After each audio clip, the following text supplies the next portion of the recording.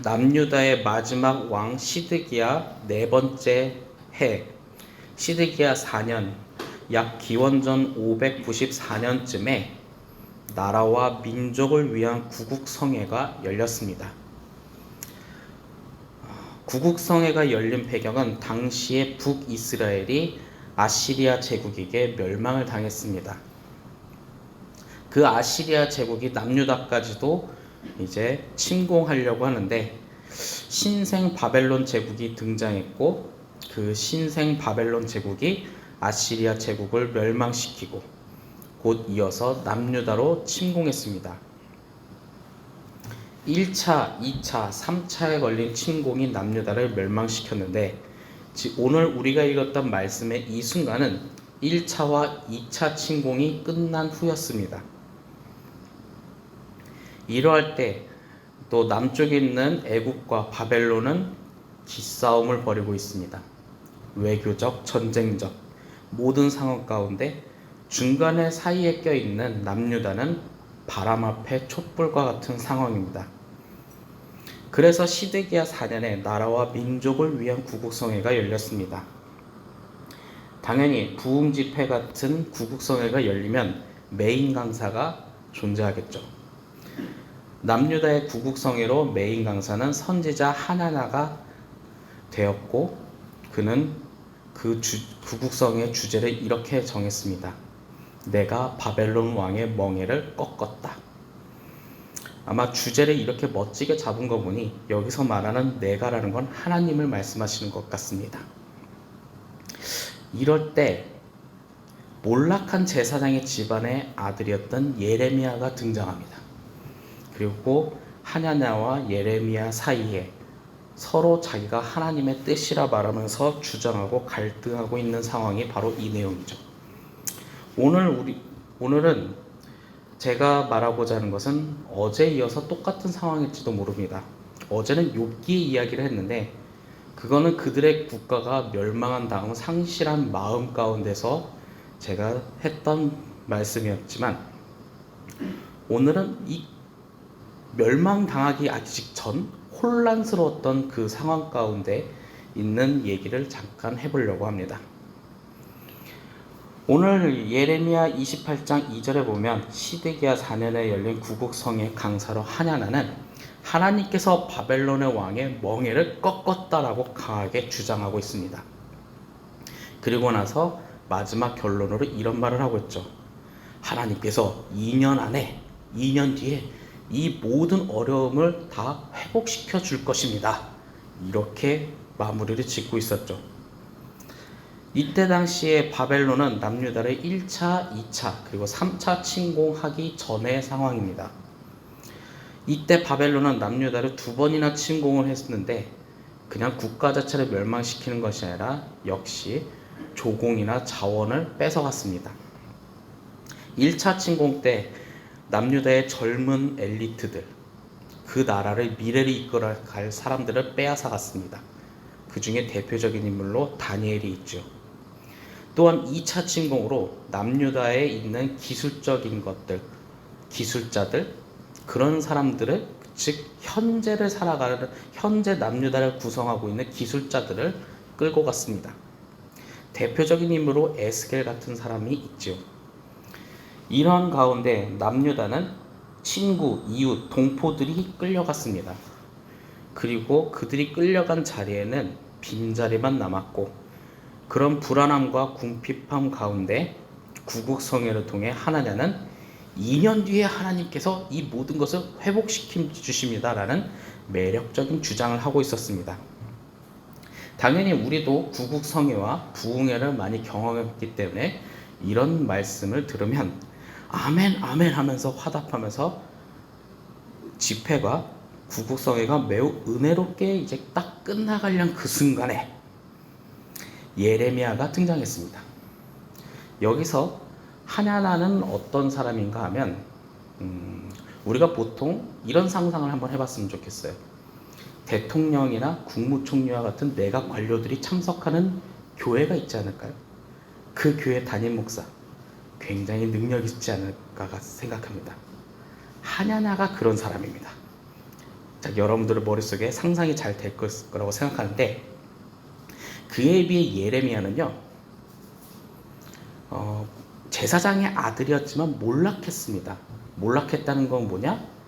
그 제사장, 아버지였던 제사장이 일찍 돌아가신 거죠. 그래서 지방 총구석에서 살면서 거기서 하나님의 말씀을 전하는 선지자와 제사장, 작은 지방에 있는 제사장의 길을 가고 있던 사람입니다. 간단하게 쉽게 설명할까요? 시골 촌뜨기에 있는 교회의 담임 목사 같은 위치라고 보시면 되죠. 갑자기 이 구국성회 때 이제 다들 아멘 하면서 행복하게 다들 끝내려고 하는데, 갑자기 시골 촌뜨기 같은 그 교회의 담임 목사가 나서 하냐나 당신은 거짓말쟁이에요, 이렇게 말하고 있으니, 만약 여러분들이 참석하고 있는 부흥회나 구국성에 그런 일이 벌어진다면 여러분들은 어떤 생각을 하시겠습니까?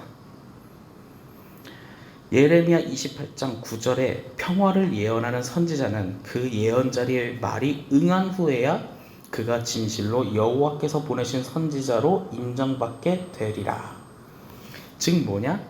평화를 예언하는 예언자는 지금은 예언자가 아니라는 거예요. 그게 이루어진 다음에야 인정받게 된다는 거죠. 그래서 즉 하냐나 당신은 예언자가 아니다, 잘못된 거다. 이유는 예레미야가 들었던 하나님의 뜻과는 다르기 때문입니다. 우리도 다 알다시피 예레미야는 바벨론 70년 동안 수탈을 당하고 식민 통치를 받을 거라고 이야기합니다. 왜냐? 그게 바로 하나님께 받았던 뜻이기 때문이죠. 시드기야 4년 풍전등화 같은 상황 속에 그러나 사람들은 하냐나가 말하는 2년 동안 고생하고 2년 뒤에 회복한다는 것에 더 환호하고 있었습니다. 오늘 말씀에서는 갈등이 딱 하나 있습니다. 2년 뒤에 회복할 것이라 말하는 하냐나의 주장과 70년 후에 회복할 것이라는 예레미야의 주장. 여러분들이 보기엔 어떤 말이 옳을까요? 물론 우리는 예레미야가 올바른 선지자라는 것을 먼 훗날의 21세기의 관점에서 알기 때문에 정답을 알고 있으니 여러분들은 예레미야의 70년을 선택할지도 모릅니다만, 당시의 사람들은 70년이라는 세월보다 2년만 고생하면 모든 게 끝날 거네 라고 말하는 하나냐의 주장이 굉장히 달콤했습니다. 지금도 힘든데 이 힘든 걸 70년 동안 하라고? 아, 난 그렇게 못해. 2년만 고생하고 끝내자. 이렇게 하냐냐의 산뜻하고 매우 매력적인 인연과 예레미야의 칙칙하고 듣기 싫은 이 70년 사이에서 하나님과의 뜻과 다르게 사람들은 하냐냐의 인연을 더 환호하며 선택하고 그렇게 살아가고 있는데, 오늘은 이 말씀 속에서 어쩌면 두 가지 의문점이 들기도 합니다. 하냐냐는 분명히 엄청나게 큰 교회 담임 목사 같은 그런 사람인데, 그 사람이 하나님의 뜻과 다른 인연을 왜 주장했을까? 아니, 그도 분명히 선지자고 예언자고 지금으로 가면 큰 교회 담임 목사인데 왜 하나님과 뜻과 다른 인연 동안 주장했으며, 또한 두 번째로는 사람들은 왜 거기에 더 열광했는가입니다. 하냐나는 지금으로 간단하게 표현하자면, 구분하자면 예언자, 선지자는 맞는데 궁중 예언자라고 구분을 할 수 있어요. 왕들한테 직접적으로 조언하는 예언자라는 거죠. 옛날 조선시대 때 보면 왕의 스승을 왕사라고 했던 것 같은데, 그런 위치에 있었던 사람이 바로 하냐냐입니다. 그러다 보니 왕이 국가를 통치하기에 유리하게 조언도 하고, 그리고 그것을 유리하게 잘 통치할 수 있도록 옆에서 도와준다는 게 하나님의 뜻과는 다른 2년만 고생하면 된다는 주장을 하게 됐던 거죠. 물론 그렇다고 해서 이 궁중 예언자들이 그럼 궁중 예언자는 다 잘못된 사람인가 라고 생각하겠지만, 올바른 예언자들도 있긴 합니다. 대표적으로 사무엘, 이사야, 이런 사람들은 진실로 왕에게 용기를 내서 조언하던 사람들이었죠. 왕한테 한 대 크게 혼나면 혼났지 하나님한테 혼나는 것보단 낫기 때문에 왕에게 올바르게 하나님의 말씀을 전했던 사람이 있었으니까요. 그렇기 때문에 하냐나는 시드기야의 4년 이런 불안한 국제 정세를 돌파하기 위해서는 국민들의 지지가 또한 필요했고, 그러기 때문에 하냐나는 하나님의 뜻과는 다르게 2년만 고생하면 됩니다라는 말을 했던 것 같습니다. 그럼 사람들은 왜 그 하냐나의 말에 더 열광했을까요? 하나님의 뜻과는 전혀 다른데, 사람들은 하나님의 뜻이 별로 중요하게 생각하지 않았습니다. 사람들에게 있어서 중요한 것은 지금 이 순간을 해결한다는 것이 있었으니까요. 지금 이 순간의 이 어려움은 우리가 알다시피 하나님을 올바르게 섬기지 않고 우상숭배한 거죠. 누군가는 하나님을 등한시하고 우상숭배만 하면서 살아왔습니다. 누군가는 하나님도 섬기고 우상숭배도 했습니다. 이걸 양다리라고 이야기하나요? 그냥 지금 이 순간에 충족되는 것을 원하기 때문에 당장 듣기 좋은 것에 더 열광하고 그냥 거기에 믿어버린 거죠. 그렇다고 해서 국가적인 어려움은 변하지 않는데 말입니다. 그냥 힘든 게 하기 싫은 겁니다. 그래서 그 힘든 걸 하기 싫으니까 하나님을 찾았던 거고, 하나님의 뜻 그런 거 70년? 솔직히 우리 이런 가정을 한번 해보죠. 지금 21세기에 하나님께서 우리 한국은 70년 동안 어려울 거야, 그리고 70년 뒤에 회복될 거야 라고 말한다면 그걸 받아들이는 한국교회는 몇이나 될까요? 아마 그 얘기가 진짜 공식적으로 하나님께 하늘에서 음성이 펴진다. 한국은 70년 동안 힘들어지고 그 뒤에 회복될 거야. 진짜 하나님의 음성이 하늘에서 딱 울려 퍼졌다고 합시다. 그럼 한국교회는 어떤 반응을 하냐? 한번 제가 1번 그걸 받아들인다. 2번 하나님의 뜻을 바꿔주십시오 하면서 구국기도회를 연다. 1번을 선택하는 게 당연한 거지만 우리는 진짜 하나님께서 어려움을 준대요. 그 어려움을 왜 주는지조차도 의문을 알아보려고 하지도 않고 마음을 헤아리려고 하지 않고 그냥 하나님께서 어려움을 준다니까 주님 그 생각을 바꿔주십시오 하면서 이렇게 기도하지 않을까. 이때 당시 사람들도 마찬가지입니다. 지금의 그냥 어려움을 해결하기 위해 그냥 하나님을 갖고 온 겁니다. 하나님을 이용한 행위를 했던 거죠. 그래서 하냐냐의 2년 뒤 회복이라는 내용이 더 열광을 받았던 겁니다. 그리고 예레미야의 70년은 무시받고 소외받았죠.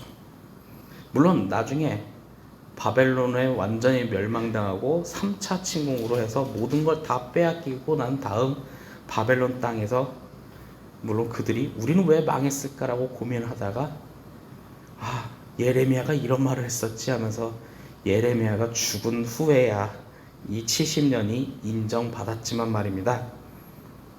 그때 당시 사람들은 산뜻하고 행복한 2년 뒤의 회복이 더 좋았습니다.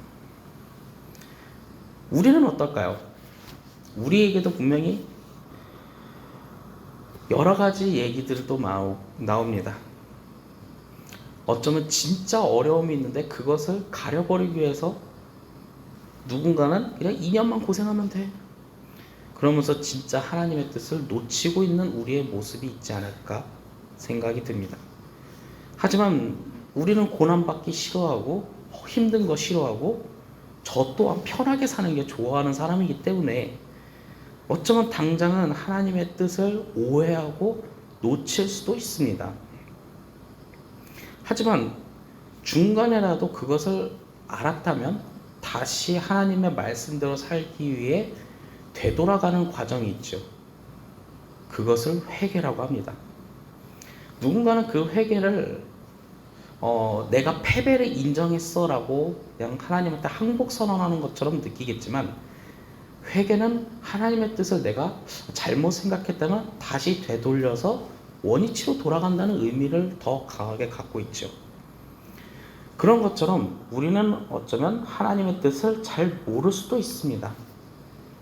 잘못된 주장을 하는 그 주장에 휩쓸려 버릴 수도 있지만, 그렇다고 해서 우리가 하나님의 뜻을 내가 틀렸는데 다시 되돌아갈 수는 없어 하면서 계속 잘못된 길로 갈 수는 없죠.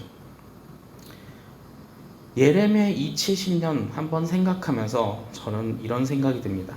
어쩌면 지금 당장 무엇이 옳은지는 알기 힘들지도 모릅니다만, 계속 하루하루 하나님의 뜻을 헤아리기 위해 기도하고 성경 보고 예배드리는 이 모든 훈련 속에서 우리는 언젠가 하나님의 뜻을 이해할 수 있는 날이 옵니다. 그렇기 때문에 매일 기도하는 시간이 소중한 거고 예배드리는 시간이 소중한 겁니다. 그리고 또한 하나님께서 진짜 어려운 길을 줄 거야 라고 했을 때 우린 또한 그것을 겸허하게 받아들일 수 있는 마음이 있을까라는 생각도 해봅니다. 어제 했던 얘기에 이어서 하자면, 하나님께서는 가끔 저에게 굳이 이렇게 하셔야 합니까? 라는 어려운 것을 주기도 합니다.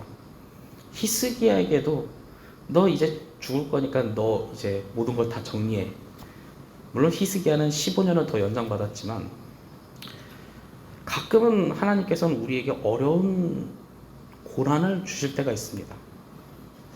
이걸 굳이 왜 주셨을까라고 지금도 생각이 들고, 가끔 지금 이 순간에 그때 그 시절을 생각하다가 주님 좀 편하게 하면 더 좋지 않을까요? 라고 제가 가끔은 좀 속상해서 말할 때 조금 어린 속상함에 말할 때도 있습니다만, 다시 한번 생각해 보면 저한테는 슬프지만 그 기간이 약 10년 정도 저한테는 지났는데, 그것이 지금 저를 강하게 만들고 있다는 것을 또한 확신하니 하나님 앞에 또한 다시 회개하기도 합니다. 유대 왕국의 미 민족은 우상 숭배를 하며 잘못된 신앙관을 가졌기 때문에 철저한 훈련이 필요했고, 70년 동안 바벨론에서 다시 한번 뭐라고 표현하면 좋을까요? 재훈련? 리부트? 새롭게 되는 업그레이드? 그 과정을 토대로 해서 다시 고국으로 와서 신앙 공동체를 또한 세워갑니다. 이렇게 어쩌면 어렵다고 할 수 있는 그 고난조차도 하나님의 선택이 어쩌면 우리한테는 속상하지만 그것조차도 겸허하게 받아들이는 믿음이 우리에게 필요하지 않을까요? 그런 하나님의 뜻, 그것조차도 받아들이는 사람을 그리스도인이라고 말합니다. 여러분들은 어떻게 생각하십니까? 하나님께서 산뜻하고 행복한 2년이라는 그 세월보다 칙칙한 70년이라는 고난을 주셔도 여러분들은 그래도 하나님을 사랑하겠다고 고백할 수 있습니까? 우리에게는 하나님의 뜻을 따라 살아갈 수 있는 어쩌면 용기가 필요할지도 모릅니다. 굳건하게 판단할 수 있는 용기 말입니다. 신앙적인 용기라고 할까요? 오늘 어쩌면 기도할 때 하나님의 뜻이 어떠할지라도 내가 하나님을 사랑하기 때문에 사랑하는 하나님을 따라 살아갈 수 있는 용기를 달라고 기도할 필요가 있는 것 같습니다. 우리가 그렇게 살아가기를 원하며 힘들고 어렵지만 그래도 그렇게 하나님의 뜻을 따라 하루하루를 살아갈 때 언젠가 뒤돌아보면 내 자신이 더욱더 강해진 것을 여러분들은 확신할 것입니다. 그렇게 확신하며 하나님의 뜻을 살아가기를 소망합니다. 그럴 때 우리는 가정과 교회를 세우며 이 땅에 하나님 나라를 확장시키며 살아가는 그리스도인이 될 것입니다. 그렇게 살아가기를 축원합니다. 기도하겠습니다. 사랑의 하나님, 참으로 감사합니다. 오늘 이 말씀도 어쩌면 우리 개개인에게도 어렵게 느껴질지도 모릅니다. 왜냐, 우리는 편한 것이 좋고 쉬운 것이 좋고 고난받기 싫어할지도 모릅니다. 하지만 이 말씀도 하나님의 말씀입니다. 그렇기 때문에 우리는 그 말씀 앞에 겸허하게 우리 자신을 기도해야 할 것입니다. 하나님의 말씀을 받아들여야 할 것입니다. 지금은 용기가 안 날지라도 주님의 말씀을 온전히 받아들일 수 있는 용기를 주시옵소서. 그럴 때 우리가 주님의 말씀을 따라 살 수 있습니다. 그렇게 따라 살아가며 하나님 나라를 확장시키며 살아가는 오늘 하루가 될 수 있도록 주님 도와주시옵소서. 또한 주님 앞에 작은 예물을 드립니다. 이 작은 예물 너무 보잘것없지만 그래도 우리의 마음을 담았습니다. 이 마음이 주님의 뜻에 상달되기를 원합니다. 그리고 하나님 나라의 한 역사가 되기를 원합니다. 주님, 우리의 마음을 받아주세요. 언제나 함께 하신 아버지께 감사드리며 주 예수 그리스도의 이름으로 기도하였습니다.